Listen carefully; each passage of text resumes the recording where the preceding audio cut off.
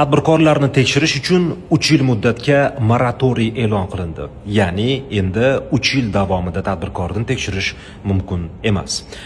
Kecha 18 avgust kuni Prezident Shavkat Mirziyoyev Xorazmda, Xivada mamlakatimiz tadbirkorlari bilan navbatdagi 6-chi ochiq muloqotni o'tkazdi. Uning davomida Prezident tadbirkorlarni har jihatdan qo'llab-quvvatlash bo'yicha bir qancha taklif, tashabbuslarni ilgari surdi. Xushxabarlar bisyor, ulardan ayrimlarini aytib o'tmoqchiman.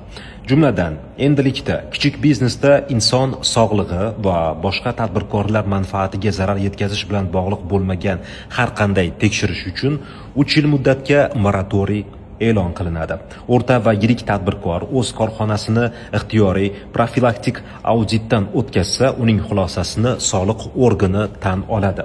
Kamchilikni bartaraf qilgan tadbirkor jarimaga tortilmaydi. 1 yilda takroriy tekshiruv esa faqatgina biznes ombudsman ruxsati bilan o'tkaziladi. Yana bir yaxshi yangilik, barcha turdagi jarimalar miqdori o'rtacha 2 barobarga kamaytiriladi. Ya'ni tadbirkorlik subyektlari uchun nazarda tutiladigan jarimalar miqdori 2 barobarga kamaytirilmoqda. Xo'p, yana bir muhim yangilik, litsenziya bo'yicha tez orada 30 dan ziyod faoliyat turi bo'yicha litsenziya va ruxsatnoma bekor qilinadi.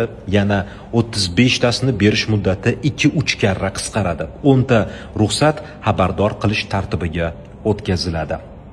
Yana bir muhim xabar, bu elektr energiyasi va gaz uchun to'lov bilan bog'liq. Ko'p tadbirkorlar elektr energiyasi va gaz uchun 100% oldindan to'lov qilish aylanma mablag'ni qisqartirayotganini bildirgan. Endilikda ASKOE va ASKUK tizimiga ulangan to'lov intizomini buzmagan korxonalar uchun avans, ya'ni gaz va elektr energiyasiga oldindan to'lov 15% etib belgilanmoqda.